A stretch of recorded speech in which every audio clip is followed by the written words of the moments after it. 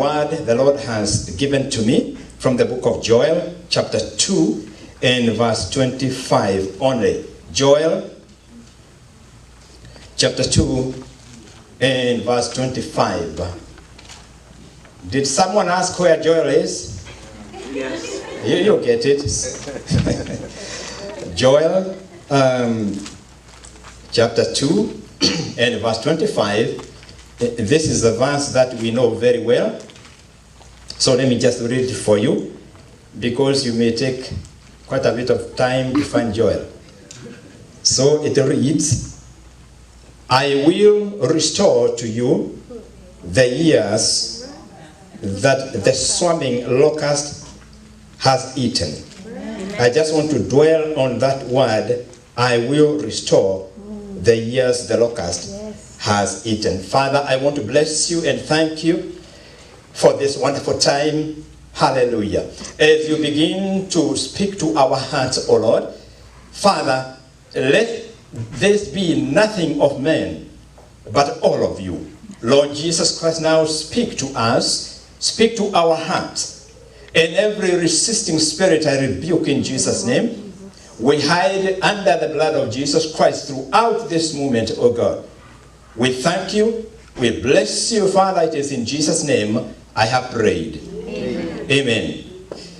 Today I want to talk about that verse, I will restore to you the years the locust has eaten. The title of today's message is Out of the Desert. Out of the desert. Yes, Lord. Now, let me start by introducing this topic. We know that there are different spiritual seasons we go through. And there is usually a season of testing in our lives. Every believer knows this. There is a season of testing. And that season can be very, very tough, because it can be characterized by extreme dryness. When you think of the desert, in the desert, there is no water there. It's just heat. It is very, very dry. We do pass through a season that is desert-like. It is so dry, it's like nothing doing. Nothing good is happening. It is simply a very dry season. Try as you might, nothing is happening. Not a drop of water somewhere you can see. So such a season can be very, very tough. It's a very trying season when you are passing through desert-like conditions. It is a season that is characterized by a very slow progress. In other words, it's like you are trying so hard, but it is taking so long to get to the end. Everything is a struggle. Every work of God is a struggle. Everything you are trying to do, you don't see success soon. So it takes so long. And the progress is very, very slow. And many believers today, they are in this kind of a season where they have been struggling. They want to believe that God is able to. They want to believe that God has better things. They want to believe that tomorrow is going to be better. They want so much to believe, but the struggle has been so long and the progress is so slow. Some families, they have family issues. They have quarrels within the family. And some of the believers in those families, they have been praying for a long time for a breakthrough. They pray for their spouses. They pray for their kids. Maybe their kids have rebelled. Maybe their spouses have gone astray. And they have been praying and seeking God. They have been fasting. They have done everything they need to do. But the progress is so slow. It is very discouraging. There are people who are in that kind of condition. Very slow progress. There are also obstacles in that season. This season of dryness, when you are in this desert, when nothing is doing, nothing seems to be good, and you seem to meet one obstacle after another. You think you are going to make it tomorrow, you don't make it tomorrow. There is always an obstacle. There is always something that blocks you. So it's a very difficult, trying season when you are in this kind of a desert. There are some hungry believers. They have been seeking God for a spiritual breakthrough. They have been kind of wrestling with God. I want to understand. I want you to give me wisdom and understanding in your word. I want to receive an anointing, Lord, from you. I want to be baptized in the Holy Spirit. I want a spiritual breakthrough. They have been struggling for a long time, but there is no breakthrough. They are in this trying season in the desert. And unfortunately, several things begin to happen when you are in this desert. There is nothing good, there is no progress, and there is one obstacle after another.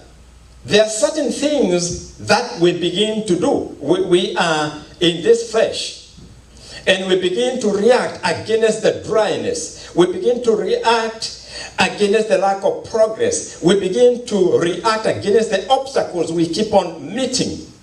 And some of the results of those struggles can be an attack of doubts. We begin to doubt, is God with me? Is the word of God real?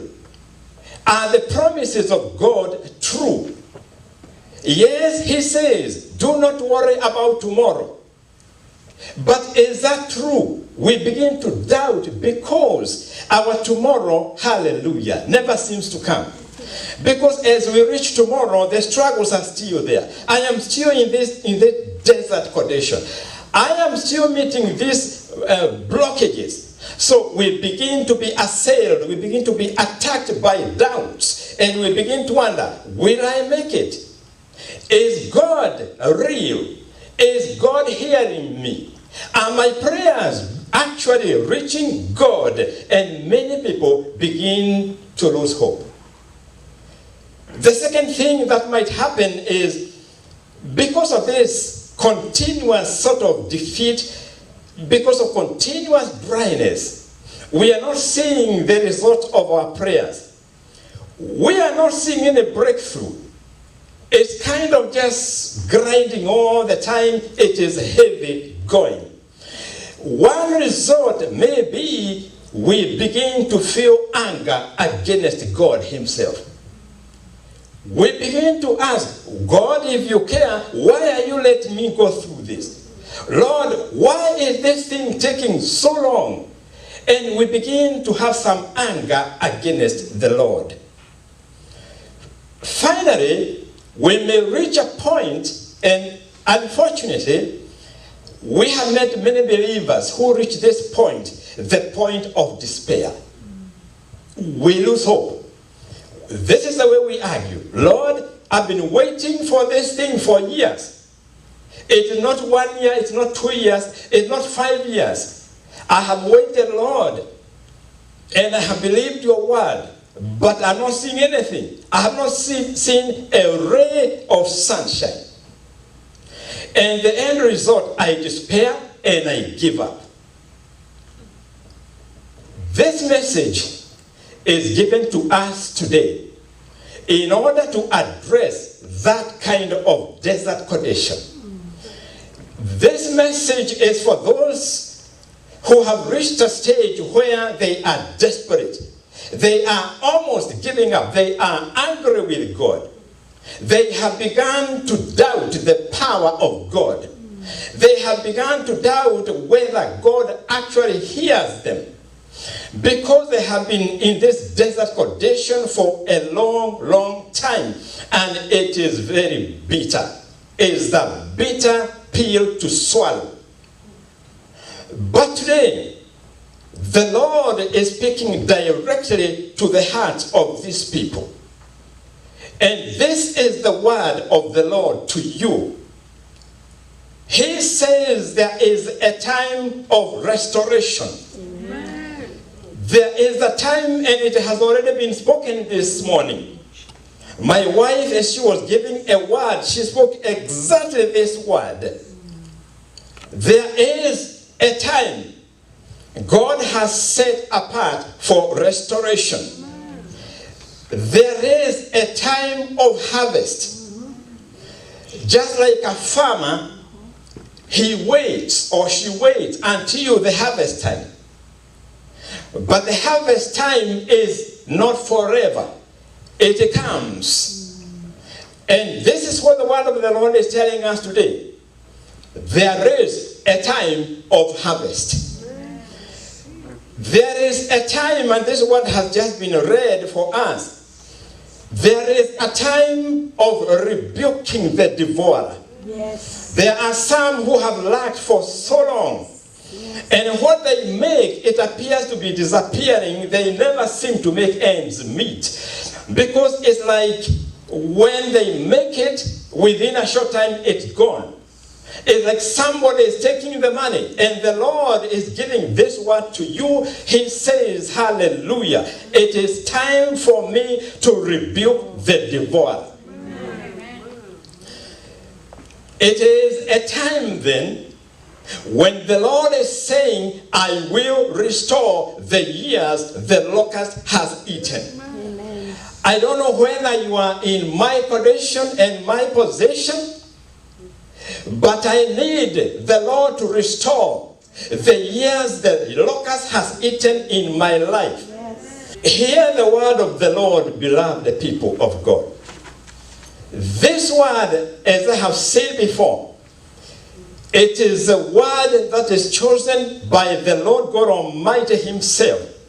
It is not chosen by man. This is a word from the Lord because he looks at us. And he has seen our condition. He has seen that we have been in this desert. There is no abundance in this desert as yet. There is no progress in this desert as yet. There is no spiritual breakthrough in this desert as yet.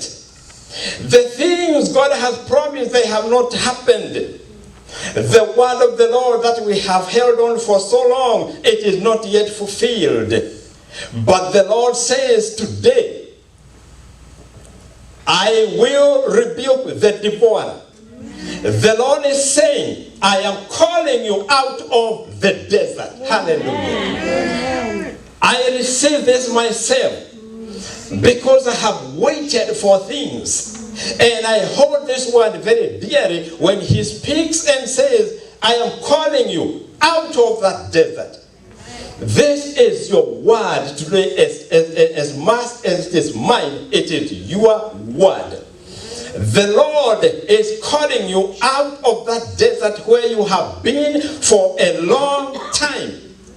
You have not yet seen the abundance the Lord has promised. You have not yet seen his goodness. You have not yet seen the blessings he has promised you. It has been dark. It has been dry. You have not had a spiritual breakthrough in your life. You have not had a touch of the Spirit of God that you have longed for so long. You have stayed in a job you don't like for a long time. That is your desert. And the Spirit of the Lord through this word is saying, I'm calling you out of that desert. Amen. I will take you, hallelujah, I will take you out of your desert. Amen. Because he says, I will rebuke the devourer for you. And he says, I will restore the years the locust has eaten. And because he says, the time of your harvest has come. Amen. Because he has said that, we have a reason to wait patiently. Hallelujah. Amen. We have a reason to look forward. We have a reason to wait expectantly. Let me talk about waiting. There are people who wait without hope. There are people who have reached a point where they don't see anything coming. They have lost hope. But this is the word of the Lord. Wait expectantly. Because he has promised. He has said, I will rebuke the devourer for you. He has said, it is time for your harvest. It is time for my harvest. It is our time to enter into his goodness. Because of that, I tell you again, wait expectantly. That is the word. Do not wait without hope. Do not wait without the knowledge that God is able. Do not wait without holding on to this word he is giving us today, that I have seen you. You are in this desert. I am taking you out of that desert. Wait expectantly for the time that is coming when the Lord will take you out of this desert. Therefore, be steadfast. Be immovable. Don't be moved by the dryness. Do not be moved by the length of the season. Do not be moved by the bitterness of the winter. Just wait expectantly and be steadfast, immovable. You remain immovable because you know who has promised.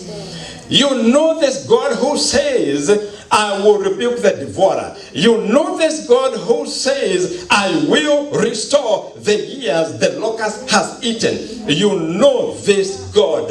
I tell you by the Spirit of God, be steadfast. Be immovable. You have reached a point of despair, but the merciful heart of God has seen you. The merciful heart of God has seen us. It has seen me. And it is saying, don't reach that point of despair. I have something special for you. I have called you out of the desert today. Hallelujah. Amen. Begin then to encourage yourself. How do you encourage yourself? You take the word of God and you say, if God has said it, nothing else matters to me. If God has spoken it, then that settles the matter. When David was going through a very difficult time in the book of Psalm 27, he was about to give up. But he reached this point we are talking about. The king, David, was in a desert. He had so much trouble, he was almost despairing. Indeed, he says, I would have fainted had I not believed. He had reached this point some of us have reached. A point of despair. A point at which we are almost saying, well, where is this God? Then why are these things happening to me? We have reached that point of despair. But guess what David did? He chose one thing. He made a choice himself. He said, I can choose to despair. I can choose to say, well, this God is not helpful to me. So why should I believe him? But David made a choice and he said, I choose to believe that God will see me through. Hallelujah. He chose to believe. Now, that is what it means. Encourage yourself with the word of the Lord. Let me tell you something. People cannot reach you. They cannot encourage you when you have reached this point of despair. You need God to encourage you. And he does his encouraging through his word. That is what David held on to. He said, I choose to believe. Are you in this position where you are almost saying, well, I have tried to believe, I give up. I have tried to wait, but it is too much. If you have reached that point, this is what the Spirit is saying to you. Do like David. Choose to believe the God you have known. Choose to say like David, I choose to believe that God is going to give me a better tomorrow. He is going to give me a better month. He is going to improve my condition. I choose to believe. When you begin to encourage yourself, something happens. There is strength that is released from heaven. It is supernatural strength. When you begin to take the word of God and say, well, Lord, I am in this hole down here, but I choose to believe you are going to get me out.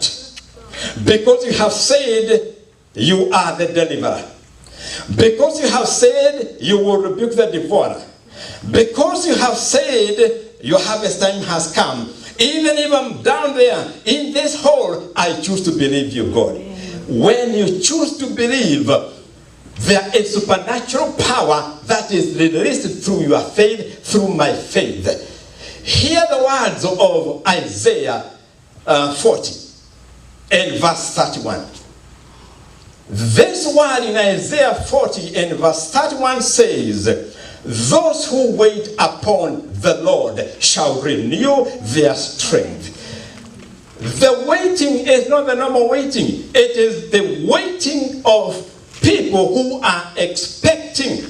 That is the difference between normal waiting and the waiting of Isaiah. The verse says, those who wait upon the Lord. How do you wait? I wait expectantly. Today, the Spirit of God is giving you and me a word. He says, I am bringing about your harvest time. He is saying, I am going to rebuke the devourer for you. He is saying, I am restoring the years the locust has eaten. So what do? I wait expectantly to see him act. The word in Isaiah 40 and verse 31 continues to say, those who choose to wait expectantly, they will soar high on wings like eagles. Let me tell you what the Spirit of God is telling me and you. We are soon going to soar high like an eagle. We have been down there, but the time has come when those who wait expectantly upon the Lord shall soar on wings like eagles. They will walk and they will run. They will not be weary anymore. Hallelujah. Amen. We have therefore reached a stage or a point at which we either believe the word of God or we reject it. And what the Lord does is to tell us, this is the door. Are you willing to walk through that door? And my answer today is, yes, Lord. I am willing to walk through that door. Even if at the moment I'm still down there, I choose to believe you. There are people here, you have not seen as yet the glory of God in your life. You have lived a life that appears to be on the sidelines. You have lived a life of discouragement. You have lived a life where you know that you are meant to be somebody. You are meant to be someone who is truly a child of God. You are meant to have progressed. But when you look at your life, you see no progress. You see like you have been stagnant. But it is not that you have committed anything. On the contrary, you have been seeking the Lord. You have been praying. You have done whatever the word tells you, and yet you have been in this desert. Hallelujah. Let me speak a blessings and then we can leave. In the name of Jesus, may the Lord bless you and keep you. May the Lord cause his countenance to shine on all of you and your families, whether the families are here or back in Kenya. May the countenance of the Lord shine on all of you and be gracious to you. May the Lord turn his face towards each one of you and keep you in peace. May the Good Shepherd guide you safely throughout this week. May the Good Shepherd guide you into the green pastures even this week. May the Lord of peace grant you safety from this minute onwards throughout this week. May He watch over you. May He watch over you as you drive to and fro. May His favor rest upon each one of you. May the Lord grant you dreams and visions that you never even anticipated. May the Lord draw you closer to Himself. May the Lord speak to you continually. May the Lord open your spiritual ears and your spiritual eyes. May the Lord then guide you throughout this week. In the name of Jesus Christ, I prayed, and the people say, Amen. And now, may the grace of our Lord Jesus Christ and the love of God and the fellowship of the Holy Spirit be with us now and forevermore. Amen. And surely goodness and mercy shall follow me all the days of my life, and I shall dwell in the house of the Lord forever and ever. Amen. Amen. May God bless you greatly.